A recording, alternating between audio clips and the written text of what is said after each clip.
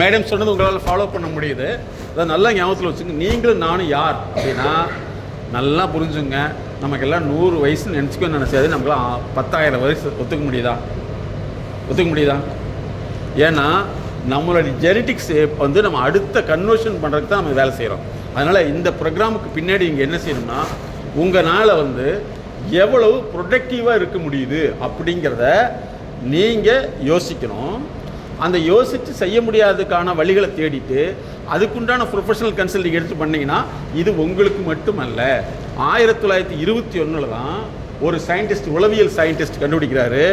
ஒரு அம்மா வீட்டில் என்ன நினைக்குதோ அந்த பிறந்த குழந்தை 6 மாதத்துக்குள்ளே அது அந்த குழந்தைக்குள்ளே கனெக்ட் ஆயிருமாமா. நல்லா புரிஞ்சுங்க சார். எப்போ கண்டுபிடிச்சாங்க? 1921 என்ன ஸ்பெஷல் சொல்லுங்க பார்க்கலாம், தெரியுமா? அப்போ தான் பாரதியார் வந்து யானையினால் மிதித்து கொள்ளப்பட்டார். சரிங்களா? 1927 தான் உளவியல் சயின்டிஸ்ட், உளவியல் விஞ்ஞானிகள் தான் வந்து மிகப்பெரிய விஷயம் வெளியில் தெரியாது. சரிங்களா? அப்போ நல்லா ஞாபகத்தில் வச்சுங்க. நீங்கள் ஒரு ப்ரொடக்டிவாக உற்பத்தி திறன் சார்ந்து ஒரு வேலை செய்கிறப்ப நிச்சயமாக உங்கள் கூட இருக்கிறவங்க மாறுவாங்க அப்படின்னு நினைக்க வேண்டியதில்லை, மாறிக்குவாங்க. ஃபாலோ பண்ண முடியுங்களா? ஏன் வறுமை மனநிலை வருது? ஏன் பொருளாதார சிக்கல் வருது? பொருளாதாரத்தை எதிர்பார்த்தா சிக்கல், அதுக்கான வேலை செஞ்சால் அதுதான் வழி. நம்ம எங்கே நிற்கிறோம் சொல்லுங்க பார்க்கலாம். எங்கே நிற்கிறோம்? எதிர்பார்த்து நிற்கிறோம் சார். மார்க்கெட்டிங், நான் சார்ட்ட கூட சொன்னேன், மார்க்கெட்டிங் தனி, சேல்ஸ் தனி. இதெல்லாம் அங்கே என்ன நடக்குது? சும்மா ஒரு பொருள் கொண்டு போய் விற்க முடியுமா? நல்லா ஞாபகத்தில் வச்சுங்க. சொல்ல முடியாத ஒரு ரகசியம் சொல்கிறேன். ஒரு மெடிசன் வந்து தயாரிக்கிறதுக்கு டோட்டல் காஸ்ட் 20 பைசா.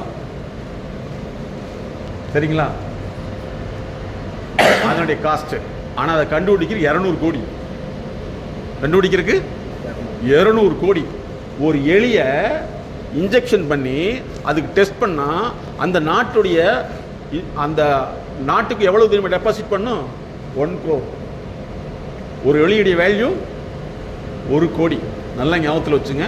நீங்கள் ஒரு ப்ரொடக்டிவ் பீப்புள், அதாவது உற்பத்தி திறன் சார்ந்த மனிதர்களாக மாறணும். அந்த உற்பத்தி திறனை தடுக்கக்கூடியது என்ன அப்படிங்கிறத பார்க்குறோம். உங்கள் நோட் எடுத்துங்க சார். எப்பவுமே நீங்கள் ஒரு பழக்கத்தை வச்சுக்கணும். நாங்கள் வந்து இந்த டாப் மோஸ்ட் பீப்புள்கிட்ட நிறைய கன்சல்டிங் பண்ணுறோம். ஒரு வேர்டை டக்கு நோட் பண்ணிகிட்டே இருப்பாங்க. அவங்களுக்கு வந்து என்னென்னா மனசில் வைக்கிறத எடுத்துக்கவே மாட்டாங்க, நோட் பண்ணிகிட்டே இருப்பாங்க. நாளைக்கு அது பின்னாடி டெவலப் பண்ணுவாங்க. நோட் எடுத்துங்க. 2 கோடு ஓட்டுங்க. பிஃபோர் எம்எஸ்கே, அதாவது எம்எஸ்கேங்கிறது mind set knowledge. After MSK, இந்த காலையிலிருந்து வந்ததுலேருந்து நான் எப்படி இருந்தேன், எப்படி நான் இதை மாற்ற போகிறேங்கிறத இவ்வளோ தூரம் டிஸ்கஸ் பண்ணதை வச்சு உங்கள் மனசுக்குள்ளேருந்து வெளியில் வருதான்னு பாருங்கள். வெளியில் வந்ததுன்னா நல்லது, வெளியில் வரலைன்னா வெளியில் வராத அளவுக்கு நம்ம இருக்குன்னு தெரிஞ்சுக்கிறது நல்லது. ஃபாலோ பண்ண முடியுங்களா? எங்களை பொறுத்து எதுவுமே கெட்டதே கிடையாது. ஆனால் நம்ம எவ்வளோ செய்தியை கேட்டாலும் நல்லா ஞாபகத்தில் வச்சுங்க. அத்தனை பேர் படத்தில் பார்க்குறாங்க, ஆனால் நடிகராகிறதே கிடையாது. உலக லெவலில் பார்த்தீங்கன்னா நடிகருங்கிறது ஒரு 1000 பேர் தான் இருப்பாங்க. எத்தனை லட்சம் கோடி மக்களுக்கு. அதனால் நீங்கள் என்ன செய்யணுமா, உங்கள் நோட்டில் வந்து பிஃபோர் எம்எஸ்கே ஆஃப்டர் எம்எஸ்கே 2 கோடு ஓட்டு எழுதி ஒரு கோடு ஓட்டுங்க. பிஃபோர் எம்எஸ்கே நம்ம காலையிலிருந்து முன்னாடி வரைக்கும் நம்ம எப்படிலாம் இருந்தோம், இப்போ எதெல்லாம் நான் மாற்ற வேண்டியதுன்னு லிஸ்ட்டு போடுங்க பார்க்கலாம். உங்களால் எத்தனை பாயிண்ட்ஸை வந்து எடுத்துக்க முடியுது பாருங்கள், ரீகால் பண்ண முடியும். இதே மாதிரி தாங்க எல்லாத்துக்கும் இருக்கும். யாருமே தவறானவர்கள் கிடையாது. அவங்களால ரீகால் பண்ண முடியாது. நோட் பண்ணுங்கள். பிஃபோர் நோட்டில் வந்து 2 கோடு ஓட்டுங்க. பிஃபோர்னா இதுக்கு முன்னாடி, காலையில் வர்றதுக்கு முன்னாடி. இப்போ இவ்வளோ தூரம் டிஸ்கஷன் பண்ணதில், இவ்வளோ தூரம் இன்டர்பிரேட் பண்ணதில் முதல்ல எங்கே இருந்தேன், இப்போ நான் எதை மாற்றணும், உங்களால் எவ்வளோ பாயிண்ட் எடுக்க முடியுது மட்டும் பாருங்கள். அப்போ நீங்கள் சக மனிதர்களை புரிந்து கொள்ளலாம். நம்மளாலே முடியல, அவங்களால புரிய முடியாது. அப்போ நம்ம அவர்களுக்கு புரியறதுக்கு என்ன செய்யணும்? உங்களுக்கு எழுத்து தெரியல, எழுத வர முடியல, மனசுக்குள்ள அப்படின்னு நீங்கள் லிஸ்ட் போடுங்க. இதுக்கு முன்னாடி எங்கே இருந்தேன், இனியேல் நான் எங்கே பண்ண போகிறேன், எப்படி மாற்ற போகிறேன், எப்படி என்னை வந்து ரெனோவேட் பண்ணுற போகிறது மட்டும் உங்களுக்கு எழுத தெரியாதவங்க லிஸ்ட் போடுங்க. ஹலோ இல்லை, அவங்கவுங்க செய்யிட்டோம். என்ன இல்லை அவங்கவுங்க எழுதுங்க. சந்தேகம் தான் கேட்கலாம். வெரி குட், எழுதுங்க, தவறு இல்லை. ஏன் அப்படின்னா நீங்கள் வந்து உங்களை புதுசாக மாற்ற போகிறீங்க. புதுசாக நீங்கள் கன்ஸ்ட்ரக்ஷன் பண்ண போகிறீங்க. மேடம் வந்து பார்த்தீங்கன்னா இப்படியெல்லாம் இருக்குதான்னு கேள்விப்பட்டிருப்பாங்க, இப்படிப்பட்ட நபர்கள் இருக்குதான்னு சொல்லியிருப்பாங்க. ஆனால் அந்த நபர் நமக்குள்ள இருக்காங்களான்னு நீங்கள் பார்க்கணும். அவங்க சொன்ன நபர்கள் வந்து நமக்குள்ளே வாழ்ந்துட்டு இருக்காரா அப்படின்னு நீங்கள் பாருங்கள். இதே வேற ஒன்றும் இல்லை, நமக்கு ஆரம்பத்துலேருந்து பக்கத்தில் ஐடியா பார்த்து எழுதி பழக போயிடுச்சு இல்லைங்களா? அப்படி தான் ஒரு காலேஜில் எழுத சொன்னால் பக்கத்தில் காப்பி பண்ணி எழுதிட்டான், அவன் பேரை சேர்த்தி மார்க் யாருக்கு போகும்? எனக்கு ஒரு சின்ன எக்ஸாம்பிள் தெரிஞ்சுங்க. எலன் மஸ்க்னு ஒருத்தர் இருக்கார், தெரியுமா? சரிங்களா? அவர் என்ன செஞ்சார் சொல்லுங்க பார்க்கலாம். மூளை, வெரி குட், பரவாயில்ல. மூளை அறுவை சிகிச்சை நிபுணர் இல்லை, மூளையை வந்து ஒரு சாஃப்ட்வேர் போட்டு ஓப்பன் பண்ண முடியுமா, இப்போ வேலை செய்ய முடியுமான்னு கண்டுபிடிச்சாரு. ஓகே, அடுத்தது வேற யாருக்கு தெரியும் சொல்லுங்க சார். நம்மளாம் வந்து எத்தனை ஆண்டுகளுக்கு பின்னோக்கி இருக்குங்கிறதுக்கு ஒரு சின்ன உதாரணம். அவரை பற்றி யாராவது தெரிஞ்ச சொல்லுங்களேன். Very good. அடுத்தது, உலகத்திலேயே வந்து இந்த ராக்கெட்டுக்கு யார் அத்தாரிட்டி பாருங்க. இதெல்லாம் நமக்கு தேவையான்னு கேட்கறத விட இப்படிலாம் ஒன்று இருக்குன்னு தெரிஞ்சுட்டீங்கன்னா நம்மளை எப்படி மாற்றிக்கலாம் தெரிஞ்சுக்கலாம். ஃபர்ஸ்ட் வந்து உலகத்துக்கே யார் அத்தாரிட்டி? நாசா. சரிங்களா? நாசா என்ன சொல்லுச்சுன்னா, ஒரு பொருளை வந்து தூக்கி எறிஞ்சா அந்த பொருளை பிடிக்க முடியாதுங்கிறது பிசிக்ஸுடைய ப்ராப்பர்ட்டி, பிசிக்ஸுடைய குணம். ஒரு பொருளை இப்படி தூக்கி வச்சிட்டிங்கன்னா அது பிடிக்க முடியாதுன்னு சொல்லிட்டு நாசா வந்து உலக எல்லாம் பிசிக்ஸ் அப்படி தான் சொல்லுச்சு. நாசா இவர் என்ன செஞ்சாருன்னா, எப்படி திருப்பி பிடிக்கிறது அப்படின்னு யோசிச்சாரு. அந்த தியரியை வந்து அப்படியே தப்பு பண்ணிட்டு, அது தப்புன்னு சொல்லிட்டு நான் தூக்கிறேன் வீசி அதுவே நான் பிடிக்கிறேன்னு சொன்னதுனால தான் உலகத்துக்கே அத்தாரிட்டியாக இருக்க நாசா வந்து எலன் மஸ்க் கிட்ட போய் என்ன செஞ்சா, என்னுடைய ப்ராஜெக்ட் செஞ்சு கொடுன்னு சொல்லிச்சு. புரியுதா? ஃபாலோ பண்ண முடியுங்களா? அப்போ நல்லா ஞாபகத்தில் வச்சுங்க, உங்களுடைய டிஎன்ஏ மாற்றணும்னு ஆசைப்பட்டீங்கன்னா இன்னையிலிருந்து உங்களுடைய அணுகுமுறையை மாற்றணும். எதை மாற்றணும்? நோட் பண்ணிங்க. எதெல்லாம் உங்களுக்கு மைண்டில் தோணுதோ நோட் பண்ணுங்க. அணுகுமுறையை மாற்றணும். செகண்ட் வந்து அழுகக்கூடாது. ரெண்டாவது என்னது? ஐயோ ஐயோன்னு அழுகவே கூடாது. மூணாவது, அவனெல்லாம் பண்ணாமல் இருக்கானேன்னு ஆதங்கப்படக்கூடாது. யாருமே ஆதங்கப்படக்கூடாது.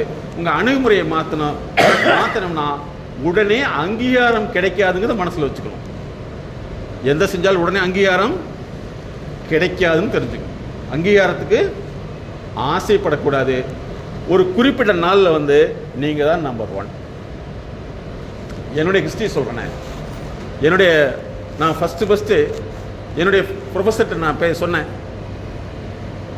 சார் மனிதனுடைய வாழ்க்கையை முன்னேற்றணும் அப்படின்னு சொன்னப்ப அவர் உடனே ஏற்றுக்கிட்டாரா? எல்லாம் கேட்டு என்ன சொன்னார்? வெரி குட், நீ எங்கிட்ட ஆராய்ச்சி மாணவனாக இருக்கிறதுக்கு அருகதையே கிடையாது. உனக்கு ஆராய்ச்சிக்கு நான் கையெழுத்து போட மாட்டேன், எங்கேயோ போய் தொலைன்ட்டார். நல்லா கேட்டுங்க, எங்கேயோ போ கிடையவே கிடையாட்டார். நானும் தூக்கி எறிஞ்சிட்டேன். 6 வருஷம் யூனிவர்சிட்டிக்கு ஃபைன் தான் கட்டிகிட்டு இருந்தேன். சரியா?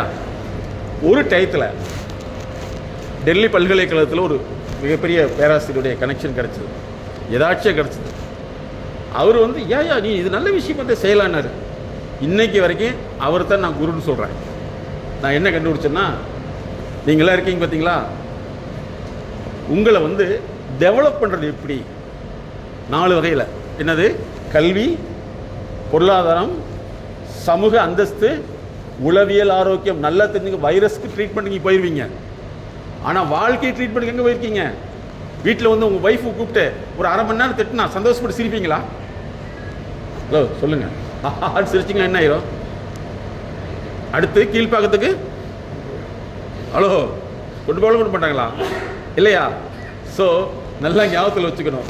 இந்த 4 விஷயத்தை கொண்டு வரது தான் முக்கியம். வைரஸ்னால் வரக்கூடிய பிரச்சனைக்கு மருந்து இருக்குது. வாழ்க்கையிலான பிரச்சனைக்கு வந்து இந்த மைண்ட் செட் நாலேஜுங்கிற விஷயத்தை கண்டுபிடிச்சோம். அப்போ இன்னையிலிருந்து நீங்கள் என்ன செய்யணும்னா, ஒவ்வொன்றையுமே வந்து மேடம் ஒரு வார்த்தை சொன்னாங்க, நீங்கள் பழைய ஆளு கூடவே பழகிட்டீங்கன்னா பழைய ஆளையே சுற்றி பழைய விஷயத்தை பேசிகிட்டு இருப்பாங்க இல்லையா? எப்படி வேலை போயிட்டு இருந்து என்ன இதில் போய் இருந்து என்னத்தை யூஸு, நான் தப்பு பண்ணிட்டேன், இதுக்கு முன்னாடி வேறு எல்லாம் போயிருந்தேன்னா எலன் மஸ்க்கு என்ன செஞ்சு என்கிட்ட வந்திருப்பாரு இப்படின்னு சொல்லி இயலாமையே பேசக்கூடியவங்க கூடவே பேசிகிட்டு இருந்தோம்னா இயலாமை என்ன ஆகும்? நமக்கு ரொட்டீனாக மாறிடும். அதனால நல்லா ஞாபகத்தில் வச்சுங்க. உங்களை எதிர்க்கக்கூடியவர்கிட்ட பேசுங்க, நீங்கள் ஜெயிச்சிடலாம். மேடம் அருமையான விஷயம் சொன்னாங்க. பாசிட்டிவாக உங்கள்கிட்ட பேசுகிறாங்க பார்த்தீங்களா, சரிங்களா? அவங்க கூட இருந்தீங்கன்னா நிச்சயம் அவங்க டெவலப் ஆவாங்க. ஏன்னா உங்களை என்ன செய்கிறாங்க, இந்த மாதிரி உலகத்தில் யாருமே கிடையாது, நீ நினச்சிருந்தீங்கன்னா மிகப்பெரிய ஆளாக மாறலாம் அப்படின்னு சொல்கிறத விட நீ ஏன் செஞ்சுன்னு உங்கள்கிட்ட கேட்டாங்கன்னா நீங்கள் ஜெயிக்கலாம். பெண்களுக்கு ஒரு சர்வே பண்ணாங்க கொஞ்சம் நாளைக்கு முன்னாடி. யாரை பிடிக்கும்னா அரவிந்த் சாமி பிடிக்கும்னு சொன்னாங்க. தெரியுமா உங்களுக்கு? தெரியுமா? ஆனால் அந்த அரவிந்த் சாமியை டைவர்ஸ் பண்ண ஒரு லேடி இருக்காங்க இல்லையா? ஹலோ, அரவிந்த் சாமி டைவர்ஸ். உலகத்திலே யாருக்கு பிடிக்கும்னா கனவு கண்ணி சில்க் சுமிதா. ஆனால் அந்த அம்மாவை வேணான்னு சொல்லி போனவங்க எத்தனை பேர் இருக்காங்க தெரியுமா? கல்யாணம் பண்ணிக்கிற போய் சொல்லி விருப்பம் வேறு, நல்லா தெரிஞ்சுங்க, உண்மை என்பது வேறு. அதனால ப்ராக்டிக்கல் விஷயங்கிறது வேறு. ஆனால் உலகமே அவங்கள விரும்பும், ஆனால் அவங்க விரும்புகிற ஆள் ஒருத்தருமே கிடைக்கல. அதுதான் விஷயம். அதனால் இந்த ப்ரோக்ராமில் உங்களுடைய பார்வை மாறி இருக்குதா, செயல் மாறி இருக்குதா, இல்லை ஹார்ட் அட்டாக் மாதிரி கொழுப்பு கட்டி மாதிரி எங்கேயாவது தடைக்கட்டியில் போய் மாட்டியிருக்கோமா அப்படின்னு நீங்கள் முடிவு பண்ணணும். நம்ம எங்கே தடை கட்டி இருக்குது, எங்கே தடையாக மாட்டியிருக்கோம், அந்த தடையை மாற்ற இது வரைக்கும் நம்ம செஞ்சுருக்குமா? நம்மளே இப்படி இருக்கிறப்போ நமக்கு வரக்கூடிய சந்ததிகள்லாம் நல்லா புரிஞ்சுங்க. இது வரக்கூடிய எல்லா ஸ்டூடெண்ட்டுக்குமே அதிகபட்சம் 15 செகண்ட் மட்டும்தான் அவனால் கேட்க முடியும். புரியுதுங்களா? எத்தனை செகண்டு? ஒரு ரீல்ஸ் எவ்வளோ நேரம் ஓடுது? 15 செகண்ட். நாங்கள் எங்களுடைய மீடியா சைக்காலஜி டீம்னே ஒன்று வச்சுருக்கோம். அதில் மோசமானது ஒன்று போட்டிங்கன்னா 5 செகண்ட் போட்டிங்கன்னா 1.5K 3K எல்லாம் ஓடுது. நல்ல விஷயத்தை போட்டிங்கன்னா ஒருத்தவங்களும் பார்க்க மாட்டேங்கன்னா. இப்போ சமீபத்தில் ரிசர்ச் என்ன தெரியுமா? இன்னொரு 5 ஆண்டுகளில் அசிங்கமாக இருக்கிறத மட்டும்தான் மக்கள் பார்ப்பாங்க, நல்லதை பார்க்கவே மாட்டாங்க. ஏன்னா அசிங்க மார்க்கெட் ஆயிடுச்சுங்கிறாங்க. அதனால் நல்லா ஞாபகத்தில் வச்சுங்க, நம்மளாம் இருக்கிறது ஒரு பொற்காலம். அதனால் இனிமேல் உங்களுடைய குடும்பத்துக்கு ஒரு வரலாறு உருவாக்கணுமா வேண்டாமா? சொல்லுங்க. ஹலோ, வேணுமா வேண்டாமா? ஒரு 25 பக்கம் உங்கள் அப்பா பற்றி எழுத சொன்னால் எழுத முடியுமா? எழுதுனீங்கன்னா சந்தோஷம். 25 பக்கம் ஒரு 60 வருஷம் வாழ்ந்தவருடைய 25 பக்கம் தான் எழுத முடியுதா? அப்படின்னா நீங்கள் உங்களுக்குன்னு ஒரு வரலாறு உருவாக்கணுங்கிறதுக்காக தான் நாங்கள் உடனே எங்களுடைய ப்ரோக்ராம் நான் டக்குன்னு அக்செப்ட் பண்ண மாட்டோம். சார் உடனே சிவா சார் கூப்பிட்டு நீங்கள் இந்த மாதிரி வரணும்னு சொல்லி நாங்கள் உடனே ஓகே பண்ணிட்டோம். ஏன் அப்படின்னா அவர் கூட ஒரு 15-20 வருஷமாக நாங்கள் ட்ராவல் பண்ணிகிட்டு இருக்கோம். சார் கூப்பிட்றாருன்னா ஒரு வளர்ச்சியை நோக்கி தான் கூப்பிடுவார். நாங்கள் எல்லாத்துக்கும் போக மாட்டோம். அதனால் நீங்கள் இன்னிலிருந்து உங்களுடைய வரலாறை உருவாக்குறதுக்கு இன்றைக்கி யூஸ் பண்ண போகிறீங்க. அந்த வரலாறுங்கிறது உங்கள் வரலாறு புத்தகத்தை எல்லாம் வாங்கி படிக்கவே மாட்டாங்க. இந்த வரலாறு யார் படிக்கணும்னா முதல்ல உங்களை நீங்கள் ரசிக்கணும். ரசிக்கலாமா? சரிங்களா? ரசிக்க முடியுமா? உங்கள் மேலே உங்களுக்கு என்ன கோபம் இருக்குது எழுதுங்க. எழுதிங்க, நோட் எடுத்துங்க. உங்கள் மேலே உங்களுக்கு என்ன கோபம் இருக்கா? உங்கள் மேலே கோபம், வெறுப்பு, அப்புறம் என்னது சொல்லுங்களேன். என்ன சார்? உங்கள் மேலே கோபம் இருக்குதா? இருந்ததுன்னா நீங்கள் கவலைப்பட வேண்டியதே இல்லை, எல்லா வியாதி எழுதிட்டு வந்துடும். முதல்ல இன்னையிலிருந்து நீங்கள் என்ன செய்யணும்? உங்களை நீங்கள் ரசிக்கணும், விரும்பணும். அதுக்கடுத்து முடிஞ்ச லவ் பண்ணுங்க. கண்ணாடி முன்னாடி போய் தனியாக செஞ்சிடாதீங்க இல்லையா? ஃபஸ்ட்டு உங்களை ரசிங்க. நாங்கள் அடிக்கடி உங்கள்கிட்ட என்ன சொல்கிறது தெரியுமா? உங்கள் வீட்டில் போய் நீங்கள் கஷ்டப்பட்டு பணத்தை கொடுத்தா உங்களுடைய பணத்தை வாங்கக்கூடிய உங்களுடைய வாழ்க்கை துணையோ அல்லது குடும்பத்தில் உள்ளவங்களோ இதுக்கு பின்னாடி இவ்வளவு கஷ்டம் இருக்குன்னு உணர முடிஞ்சா நீங்கள் வாழ்ந்திருக்கீங்க. இவ்வளவுதானா அப்படின்னு கேட்டால் ஒரு பிலாசபர் சொல்கிறாரு. பிலாசபர்னா தத்துவஞானி. பலர் இறந்து பல ஆண்டுகள் ஆகிறது, அடக்கம் பண்ணுறது தான் லேட்டுங்கிறார். உங்களுடைய உழைப்பு அவங்களுக்கு பணமாக தெரிந்தால் நம்ம வீண். உங்களுடைய பணம் அவர்களுக்கு உழைப்பாக தெரிந்தால் நீங்கள் வின். என்ன செய்யணும்? உழைப்பை பணமாக அவங்க பார்த்துட்டாங்கன்னா நீங்கள் வேலை செஞ்சதே வேஸ்ட், வரலாறே இல்லை. இனிமேல் மாற்றிக்கலாமா? சேஞ்ச் ஓவர் பண்ணிக்கலாமா? எழுதிக்குவாங்களே, பிஃபோர் எம்எஸ்கே ஆஃப்டர் எம்எஸ்கே. ஒவ்வொரு வினாடி உங்களை சேஞ்ச் ஓவர் பண்ணிகிட்டே வாங்க. எங்கே நம்ம நிற்கிறோம், எங்கே போகிறோம், எங்கே நிற்கிறோம், எங்கே போகிறோம், நம்ம எங்கெங்கே மாற வேண்டியிருக்கு. இன்னொன்று தெரிஞ்சுங்க, நம்ம எல்லாத்துடைய விஷயமே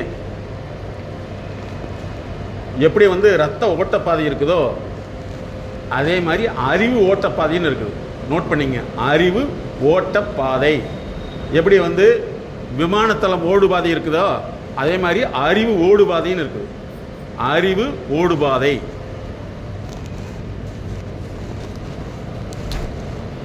இந்த அறிவு வந்து இப்படி போயிட்டே இருக்கும். அந்த அறிவு ஓடுபாதை இந்த வழிக்குள்ளே போகுதான்னு இங்கே வந்து நீங்கள் சிம்பிளா 21 இருக்கா, 23 இருக்கா, 23 இருக்கு இல்லைங்களா, 23 வந்து ஒரு புள்ளி உள்ளே போட்டுங்க. உங்களுடைய பாதை, உங்களுடைய அறிவு வந்து எங்கெங்கெல்லாம் இப்படி போயிட்டு வருதுன்னு பாருங்க. தயக்கத்துக்குள்ள போயிட்டு வருதா, எதுக்குள்ளே போயிட்டு வருதுன்னு பாருங்க.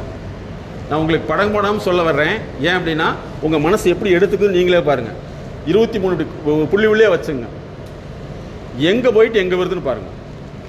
பாருங்க பார்க்கலாம். இதுதான் உங்களுடைய அறிவு பாதை. இதுக்குள்ளே தான் நம்ம அறிவு ஓடிட்டு இருக்கோம். 23 நான் சொல்கிறது உங்களுக்கு ஃபாலோ பண்ண முடியுங்க. 23 யாராவது போட்டு காமிங்க, யாராவது போட்டு காமிங்க பார்க்கலாம். 23 புள்ளி வச்சுங்க. அதுக்குள்ளே வந்து உங்களுக்கு எங்கெங்கே போகுது. ஒரு சிலருக்கு வந்து 6லேருந்து நேராக 10க்கு போகும். ஒரு சிலர் வந்து 10லேருந்து 6க்கு வரும். இப்படி எங்கே போயிட்டு வருதுன்னு பாருங்க பார்க்கலாம். யாராவது ஒருத்தர் நீங்கள் பேப்பரில் போட்டு கொண்டு வந்து காமிங்க.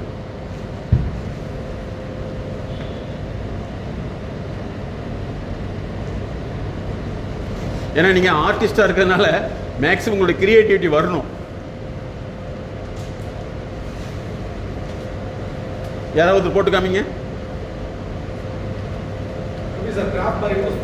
இல்லை சார், நீங்கள் ஒரு 23 புள்ளி வச்சுங்க. லைனாக வச்சுட்டு எங்கெங்கே இப்படி இப்படி போயிட்டு வருது. ஒரு சிலருக்கு வந்து 1லேருந்து நேர 7க்கு போகும். ஒரு சிலருக்கு வந்து 1 சுற்றியே போயிட்டு இருக்கும். எப்படி போயிட்டு இருக்கு. இதுதான் அறிவு ஓட்டப்பாதைன்னு சொல்கிறோம். யாராவது ட்ரை பண்ணுங்க பார்க்கலாம். Very good. அதுக்கு தான் இப்போ யாராவது இப்போ நான் சொன்னதை வந்து எதாவது செஞ்சுருக்கீங்களா? யாராவது செஞ்சு காமிங்க பார்க்கலாம். இல்லை இருக்குது. அது நீங்கள் சொல்கிறது கரெக்டு தான். ஓப்பனாக சொல்லிட்டீங்க. யாராவது அப்படி போட்டிருக்கீங்களான்னு பாருங்கள். யாருக்காவது நான் சொன்னது புரிஞ்சுதான்னு பாருங்கள். ஒரு இமேஜினேஷன் வருதான்னு பாருங்கள். சரி, இல்லை வெரி குட். பதட்டம் வருதுங்களா? புதிய அறிமுகம் கிடைக்கும் பொழுது ஒரு பதட்டம் வருது. Very good. இந்த பதட்டம் வந்து ஒரு தயக்கமா ஆகுது. அந்த தயக்கம் ஏற்படும் பொழுது ஒரு பயமும் அச்சமும் ஏற்படுது. இது என்ன காரணத்துக்காக நம்ம அடுத்தவங்க நினைக்கிறாங்களோ அப்படிங்கிற ஒரு அறியாமை வருது. Very good. இப்படி முன்னாடி பின்ன அப்படி இதுதான் ஃபிளாட். இப்போ இதைத்தான் வந்து சொன்னது. இப்போ நீங்கள் அதை போட்டு பார்க்கல உங்களுக்குள்ள எங்கெங்கே போயிட்டு வருதுன்னு பாருங்க. ஏன் அப்படின்னா தகவல் எல்லாமே எடுத்துக்கலாம் சார். ஆனால் தகவலை செயலாக மாத்திரம் தான் நமக்கு தெரியாது. அப்போ வந்து நீங்களே போட்டு பாருங்கள். உங்களுக்குள்ளே எங்கெங்கே நம்ம போயிட்டு வர்றோம். ஒரு நாளைக்குள்ளே வந்து காலையில் எந்திரிச்சு சொன்னேன் நமக்குள்ள டக்குன்னு எங்கே வருது, ஃபஸ்ட்டு வருது சார். இப்போ ஒரு கிளாரிட்டி வந்துச்சா சார்? அதாவது தெரியலின்னு சொல்கிறது தான் மிகப்பெரிய தெரியும். அதுதான் நிறைய பேர்த்துக்கு என்னென்னா கேட்டால் தப்பாக நினச்சிக்குவாங்களோன்னு தப்பாக நினச்சிக்கிறது பெரிய தப்பு. தப்பாக தான் நினைப்பாங்க, ஆனால் ரைட்டாக தான் நமக்கு வேணும். தப்பை வந்து யாருமே தப்புன்னு சொல்ல மாட்டாங்க. நான் எங்களை பொறுத்தல வந்து 100 தடவை கேள்வி கேளுங்க, தவறே கிடையாது. அந்த கேள்வியை வந்து கேட்குறது எப்படிங்கிறத கரெக்டாக போட்டோம்னா போதும். நீங்கள் பார்த்துருப்பீங்க ஒரு சிலர் வந்து கேள்வி கேட்டால் பிடிக்காது. அந்த மாதிரி நபர்களை பார்த்துருக்கீங்களா? கேள்வி கேட்டால்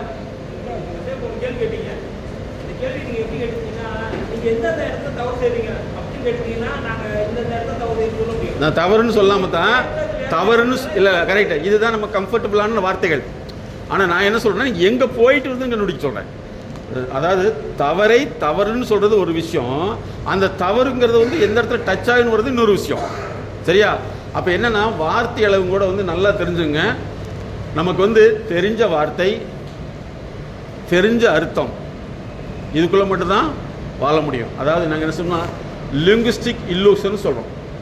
லிங்குஸ்டிக் இல்லூஷன். ஒரு சின்ன நேற்று நடந்த ஒரு விஷயத்தை சொல்கிறேன். இந்தியாவில் வந்து 1% டைவர்ஸ் நடக்குதுங்கிறாங்க.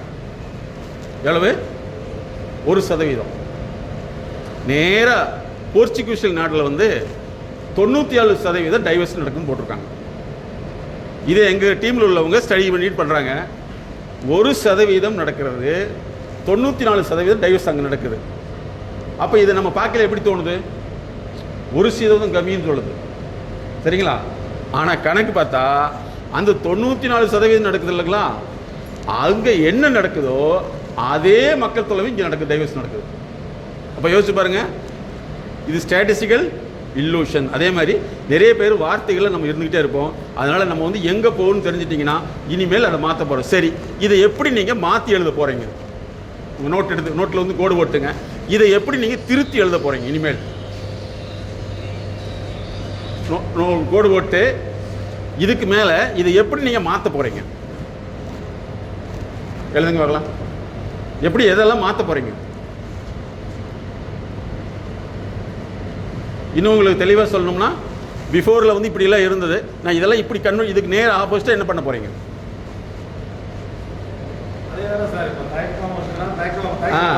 இல்லை, தயக்கத்துக்கு நேர் ஆப்போசிட்டாக என்ன செய்யணும்? தைரியம். அதாவது தயக்கம் அப்படின்னாவே வந்து தயங்கி தயங்கி நிற்கிறதுன்னு அர்த்தம். Very good. இனிமேல் அதுக்கு நேர் ஆப்போசிட்டாக என்ன செய்யணும்? தயக்கத்தை எதனால வருது சொல்லுங்க பார்க்கலாம்.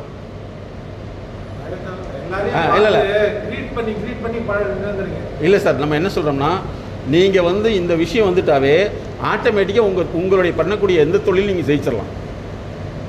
எந்த தொழிலுமே.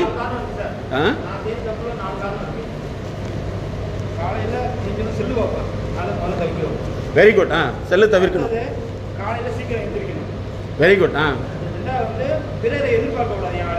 Very good.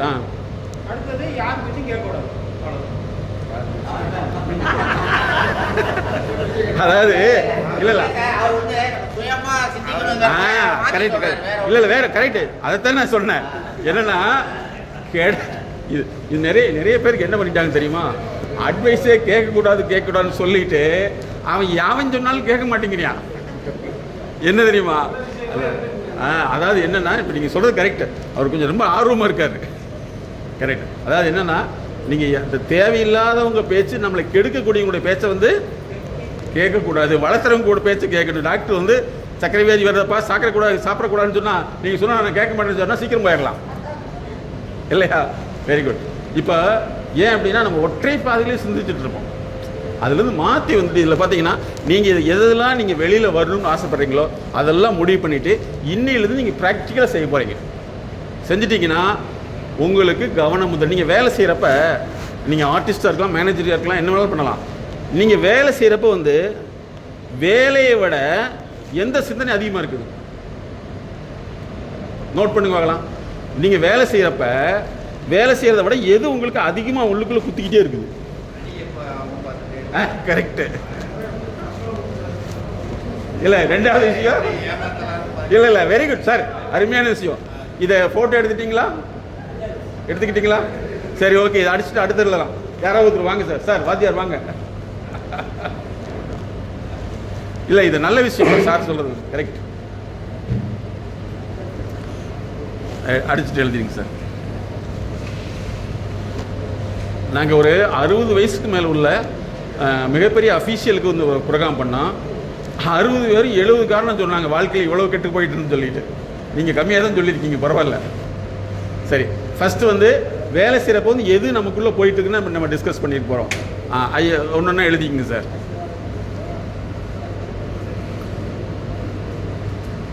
நம்ம அதாவது நீங்கள் ஜென்ரலாக நீங்கள் பாருங்கள், இதெல்லாமே வந்து உங்களை ஆப்ரேட் பண்ணணும். வேலை செய்கிறப்ப இதெல்லாம் சொன்னது. ஃபஸ்ட்டு என்ன சொன்னீங்க சார்? என்னமோ ஃபர்ஸ்ட் பாயிண்ட் என்ன சொன்னீங்க? மணி எப்போ ஆகும்? எப்படா 5 ஆகும். Very good. ரெண்டாவது சார், நல்ல விஷயமா இருக்குது. கரண்ட் எப்போ போகும்? Very good. ஃபர்ஸ்ட், ரெண்டாவது கரண்ட் எப்போ போகும்? விஷயத்தை பொறுத்தவரை டார்கெட் எப்படி முடிப்பாங்கிறது இல்லை. இது வந்து பரவாயில்ல. இது டார்கெட்டுக்கு பரவாயில்ல. அது இல்லாமல் நம்ம ஜென்ரலாக வந்து நமக்குள்ளே வரக்கூடிய அந்த உள்ளுக்குள்ளே என்ன பாயிண்ட் இருக்குதோ நம்ம டிஸ்கஸ் பண்ண போகிறோம். அடுத்தது என்ன சார்? கரண்ட் நிற்குமான்னு பார்க்குறது. அடுத்து வேறு என்ன வரும்? பரவாயில்ல, ஒழுங்காக வேலை செய்கிறாரா? Very good. எப்படி சம்பளம் கொடுக்கறது? கரெக்ட், பரவாயில்ல. இது ஒரு நல்ல விஷயம் தான். என்னன்னா இங்க பாருங்க, ஒன்று இப்போ இவங்க சொல்லக்கூடிய விஷயங்கள் எல்லாம் மற்றவங்க கேட்குறப்ப வந்து இவங்க எப்படி சிந்திக்கிறாங்கிறது தெரிஞ்சுக்கிறதுக்கு வாய்ப்பாக இருக்குது. இப்போ உதாரணத்துக்கு நீங்கள் சொல்கிறீங்க, இப்போ சார் சொல்கிறாரு, நீங்கள் வந்து அவர் எங்கே டீ சாப்பிட்டு போகிறாரு, உடனே 5 நிமிஷம் கூட இருக்க மாட்டேங்கிறாரு போகிறாருன்னு சொல்லி. ஆனால் அவர் மண்டபத்தில் என்ன ஓடிட்டு இருக்குது? சாயங்காலம் சம்பளம் கொடுக்கணும். ஆனால் வெளியில் இருந்தால் எப்படி தெரியும்? வெளியில் இருந்தால் எப்படி தெரியும்? ஆமாம். ஆனால் அவருக்குள்ள மனசுக்குள்ள எப்படி இருக்கு? ஓகே, அடுத்தது டெலிவரி டெலிவரி ஆயிடுமா? Very good. அடுத்தது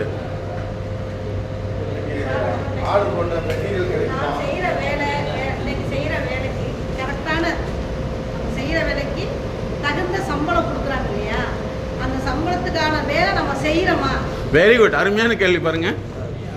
சம்பளத்துக்கு இந்த வேலையை நான் செஞ்சுட்டோமா? Self check. இதுக்கு பேர் என்ன தெரியுமா? Self check. இது ஒரு நல்ல விஷயம் பாருங்க. இப்போ ஒவ்வொருத்தரும் நீங்கள் ஓப்பனாக பேசையில் என்ன நன்மை இருக்குன்னா, ஒன்று இன்னொரு பார்வையை தெரிஞ்சுக்க முடியும், இன்னொன்று நம்முடைய தவறை திருத்திக்க முடியும். ஓகே, அடுத்தது சொல்லுங்க. ஆளுக்கு ஒரு பாயிண்ட் சொல்லுங்க பார்க்கலாம். இது நல்ல விஷயம் தான். செய்த வேலைக்கு உண்டான பேமெண்ட் கொடுப்பாங்களா? Very good. என்ன சார்? பாருங்க, உண்மை என்ன தெரியுமா?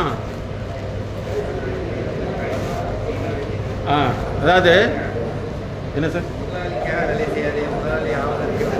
Very good, very good, very good. இதெல்லாம் முக்கியமான விஷயம். சரி, வெரி குட் சார்.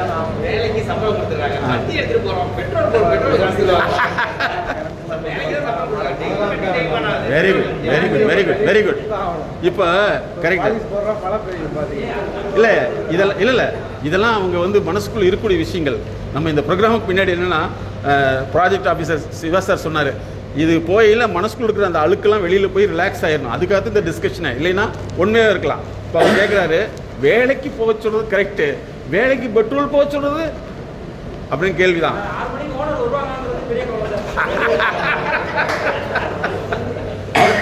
இப்பதான் நீங்க லைனுக்கே வந்திருக்கீங்க. இப்பதான் இல்லைங்களா? Very good. ஓனரு வந்துருவாரா? வரமாட்டாரா? இல்ல வேலை செஞ்சது அது தெரியாமே போயிருமா?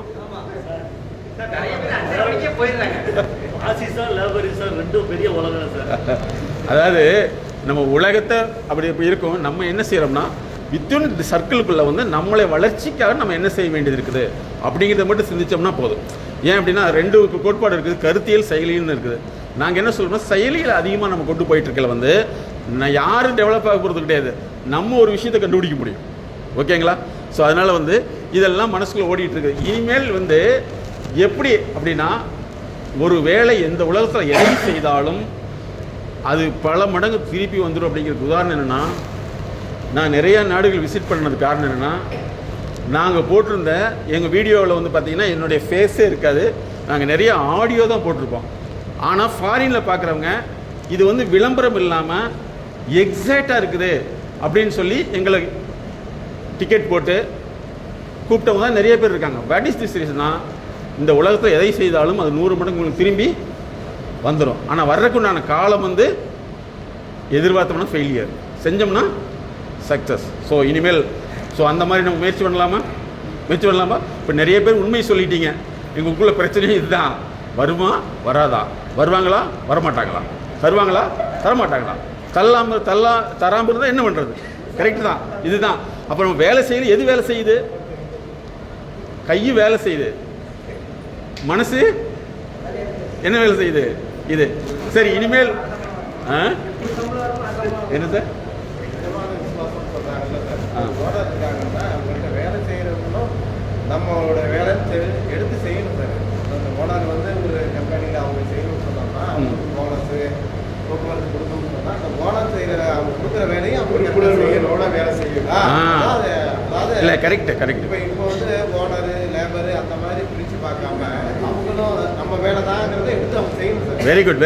அதாவது 2 சைடுமே வந்து சக்ஸஸ்ஃபுல்லாக இருந்ததுன்னா நிறுவனம் நல்லா இருக்கும். ஆனால் அந்த மாதிரி சக்ஸஸ்ஃபுல்லாக இருக்கிறதுக்கு வந்து நம்ம சக்ஸஸ்ஃபுல்லாக செய்யணுங்கிற விஷயத்தை வந்து எண்டு பாயிண்ட் வந்து உணர்த்த வேண்டியிருக்கு. அது ஒரு முக்கியமான விஷயம். சார் எல்லாருமே ஒரே ஃபேமிலின்னு நம்பணும். ஒன்று இருக்கும். இன்னொன்று என்ன தெரியுமா, நீங்கள் இதில் வந்து ஒரு முக்கியமான பாயிண்டில் நீங்கள் எல்லாமே ஸ்டக் ஆகிறீங்க. என்னென்னா, நம்ம இவ்வளோ தூரம் செஞ்சு வேல்யூன்னு நினைக்க வேண்டியதே இல்லை. அதாவது 2 விஷயம் நாங்கள் பார்க்குறோம். ஒன்று வந்து மதிப்பீடு சார்ந்த கோட்பாடு. மதிப்பீடு சார்ந்த கோட்பாடு நீங்கள் வந்து உங்களை எஃபிஷியன்சியாக அந்த உலகத்தில் ப்ரூவ் பண்ணுறதுக்கு கொஞ்சம் கஷ்டப்பட வேண்டியது இருக்குது. கஷ்டப்பட்டீங்கன்னா நீங்கள் மட்டும்தான். கோவையை எடுத்து பார்த்தீங்கன்னா தொழில் நகரம், சரிங்களா? கோவையில் எப்படி அப்படின்னா சார், ராக்கெட்டுக்கு ஸ்பேர்ஸ் தயார் பண்ணக்கூடிய ஒரு படித்தது 8வது ஃபெயிலியர் சார். சரியா? அப்போ எவ்வளவோ இண்டஸ்ட்ரி வச்சுருக்கவங்களாம் வந்து நிறைய ஹையர் படித்தவங்களும் கிடையாது. ஒன்று, அவங்க அந்த பர்ஃபெக்டாக செஞ்சதனுடைய விளைவு என்னென்னா நிறைய ஸ்பேர்ஸ் வந்து கோயம்புத்தூர் தான் போகுது. அதனால் நீங்கள் வந்து ஒரு ஆர்டிஸ்டாக இருந்து பார்த்து அல்லது அதெல்லாம் கிடைக்குதுங்கிறத விட உங்களை வந்து ரீப்ரூவ் இட். டாட்டாவுடைய முக்கியமான தியரி என்ன தெரியுமா? Prove to improve. நோட் பண்ணிங்க. Prove to improve.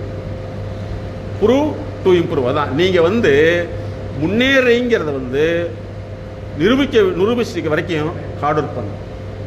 Hard work பண்ணிட்டீங்கன்னா நிச்சயமாக ஒரு டிமாண்ட் இருக்கும். நான் ஒரு ஸ்கூலுக்கு வந்து சீஃப் கெஸ்ட்டாக போயிருந்தேன். அந்த சீஃப் கெஸ்ட் எதுக்குன்னா, அந்த ஸ்கூல் பிரின்சிபல் ரிட்டையர்மெண்ட்டு. சரியா? அங்கே வந்து நிறைய ஸ்கூல் கரஸ்பாண்டன்ட்கள் எல்லாம் வந்திருந்தாங்க. அந்த ஸ்கூல் ரிட்டையர்மெண்ட் பிரின்சிபல் வந்து ரிட்டையர்மெண்ட் சமயத்தில் வந்து அந்த கரஸ்பாண்டன்ட் சொல்கிறாரு, இந்த மாதிரி எங்கள் நிறுவனத்துக்காக நிறைய சர்வீஸ் பண்ணிகிட்ருக்காங்க, இவங்க ரிட்டையர் ஆகிறதுல வந்து நாங்கள் ரொம்ப மகிழ்ச்சி படுறோம் அப்படின்னு சொல்லிட்டு அடுத்த வார்த்தை சொன்னார், இவங்களை வெளியே அனுப்புறது எங்களுக்கு ஐடியாவே கிடையாது, இவங்க எங்களுக்கு நிறுவனத்துக்கு அட்வைஸாக நாங்கள் வச்சுக்க போகிறோம் அப்படின்னு சொன்னோன்னே இன்னொரு நிறுவனத்துடைய கரஸ்பாண்ட் சொல்கிறாரு, அப்போ நான் எதிர்பார்த்து வந்து ஏமாந்துட்டேன்னா அப்படின்னாரு. ஏன்னு கேட்டால், இந்த அம்மா எப்படா ரிட்டையர் ஆகுமான்னு நான் கூட்டிகிட்டு போகலான்னு வந்தேன், நீங்கள் என்னடா இவங்க அட்வைஸராக வச்சுட்டீங்க அப்படின்னு சொன்னார். இந்த மாதிரி எப்போவுமே நல்லா ஞாபகத்தில் வச்சு உங்களுடைய ப்ரூவ் டு இம்ப்ரூவ் பண்ணிட்டீங்கன்னா நிச்சயமாக உங்களுடைய எல்லா விஷயம் வெளியில் வந்துடும். அதுக்கான கால அளவுக்கு பார்த்தீங்களா, அந்த கால அளவை நீங்கள் அழுத்தத்துக்குள்ளே வைக்காமல் ஃப்ரீயாக இருந்தீங்கன்னா நிச்சயமாக முடியும். ஸோ இன்னிலிருந்து முயற்சி பண்ணலாமா?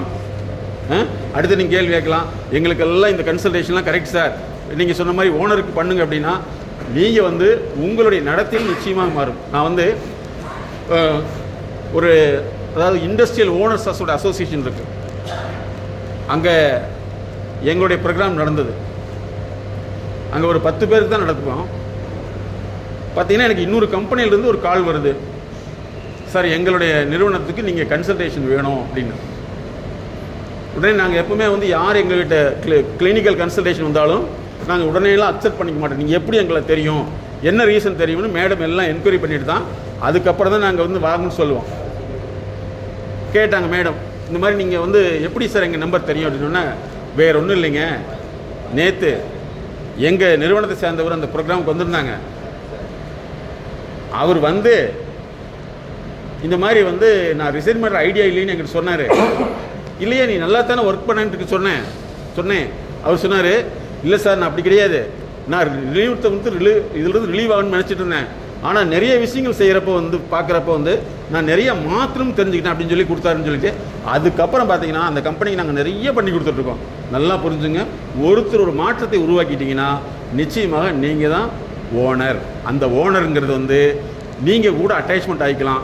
அப்படி நான் நிறைய நிறுவனங்களை பார்க்குறேன். ஃபஸ்ட்டு வந்து ஓனர், நான் ஒர்க்கருங்கிறத விட்டு போட்டு நீங்கள் வந்து ப்ராசஸ் ஓனராக மாறினீங்கன்னா சக்ஸஸ் ஆகிடலாம். புரியுங்களா? என்னது ப்ராசஸ் ஓனர் ஆயிருங்க. உங்களை வந்து வேல்யூலாம் யாரும் கொடுக்க வேண்டியதில்லை, வேல்யூ அதிகமாக ஏற்றப்படும். ஓகேவா? ட்ரை பண்ண முடியுமா?